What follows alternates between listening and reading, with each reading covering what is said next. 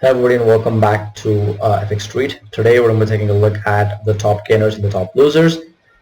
So before I actually get into the details of the stuff, please make sure to head on over to our YouTube channel and hit the subscribe button. And if you want to stay updated to the crypto markets and the content that we post every single day, make sure to also click on this bell icon. But you can also give us a follow on Twitter at FXSCrypto. And if you enjoy the content that I put out on my YouTube or on my Twitter channel, please make sure to give me a follow as well at Mangyako with the 0 at the end. Right, let's take a look at the top gainers over the last week, which is Waves, which rallied 80%. OGN rallied 32% and HNT rallied 24%. And so far you can see the coin is also having a really good time here. It's already rallied 19% so far. So let's take a look at it. Let's start from Waves. So we are on a daily time frame here. On the daily time frame, the price has breached below its previous swing high, produced a lower low, and it also produced a massive FVG on a one-day time frame as well, and that FVG is still in place.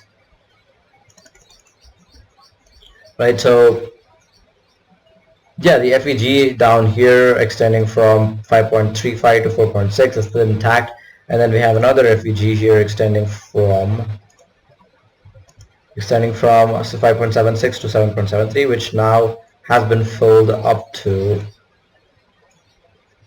7.6. So there are quite a few efficiencies on a 4-hour time frame. So what I foresee happening based on the amount of time that was spent looking at the charts, I feel like we're going to get another impulse move up to this level here at 10.26, and that would be your signal to short Waves, because that would be a clear formation of a triple tap setup.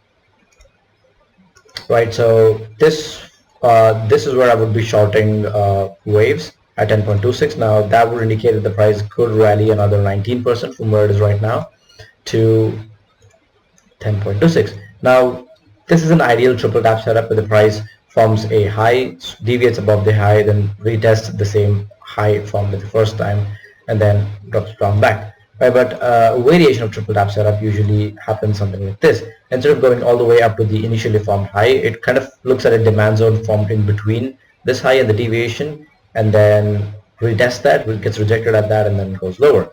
Right, a very good example of the triple tap setup here can be seen here on Bitcoin. Right, so this is the triple tap setup. An ideal triple tap setup would have come all the way up to this level here, which is the initially formed high.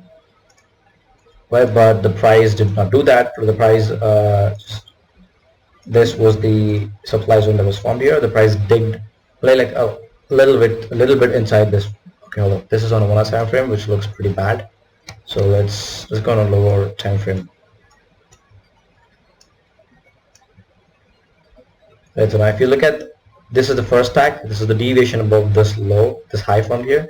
Now the next retest should have gone all the way up to this level here. It should have gone up to 32,222, but it went only up to this level here at 31,946, as you can see here. So this was the third tap, right? But actually in reality I entered short somewhere around here on the 1st of June. So yeah, this is basically a triple tap setup, and what I'm kind of looking at on Waves. So instead of waiting for a retest of 10.26, you could probably open a pilot position at 9.07, open a pilot short around here, and then see how the price reacts, right? If the price goes up, you could probably close your short quickly, and then probably open another short at 10.26, or probably you could just keep it open and add more to your shorts around 10.26. Now if this happens, there's a good chance price could fall all the way down to this first FEG here at 5.7. Now assuming we do it from here, this would be a 35, 36, 37% drop, right? But if we do it all the way up from here, now that would be a humongous 44% drop, right? So either way, you're looking at anywhere from 30 to 45% drop for Waves over the next, I'm not sure if it's going to happen over the next week, but it's going to take its time, right? If Bitcoin continues to go higher, then all of this thesis kind of goes out in the trash, in which case you can expect the price to go up to these levels here at 11.2 and 13.3. these are the levels that we'll be targeting here. On top of that, we have this daily supply zone here, which was kind of invalidated. I didn't want to consider this earlier because of the way the candle has moved after that. So yeah, let's ignore that for now. So in case we fail to retrace lower, the levels that you should be looking at is 11.2 and 13.3. So that's pretty much it for waves. Let's take a look at the next coin, which is OGN. Okay, OGN has formed a beautiful double bottom here, which kind of evolved into a retest of this resistance level here at 0.317. Now there is, like, if the price follows, if the technicals are pretty good here, we should see a retracement. We've already seen a retracement at the 50 midpoint of the range, but to get a good long positions, we could probably wait for the price to go down to any of these three green lines here. 0.22 to 0.26 is where you should expect a good reversal for OGN. And if you look at it, the FEG kind of extends all the way down to 0.225, which kind of resembles, it kind of coincides with the last level of the buy zone, right? In that case, you can expect the price to form at least a double top here, which is the minimum amount, where we could see the price retest 0.39, 0.40. But in some cases, the price could extend well beyond this and retest the 0.435 level.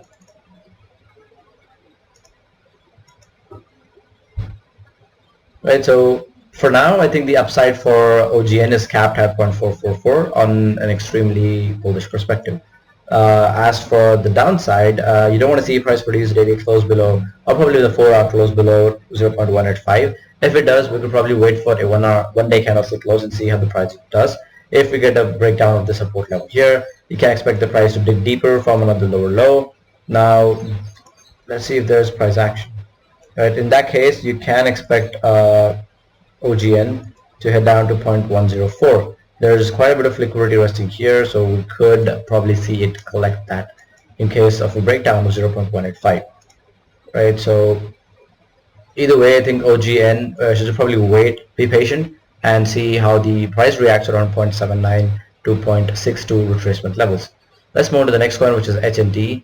HNT is forming, like, it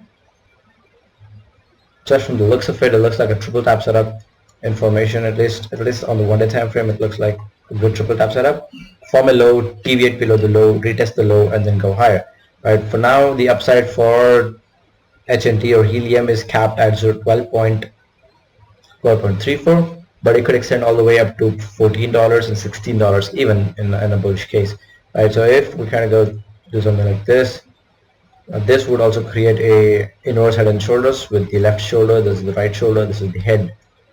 Right, so in which case the theoretical targets, the theoretical forecasting methods indicate that the price could rally 130% in an extremely bullish perspective, but from a bearish, not so bullish perspective, the price could rally at least 57%.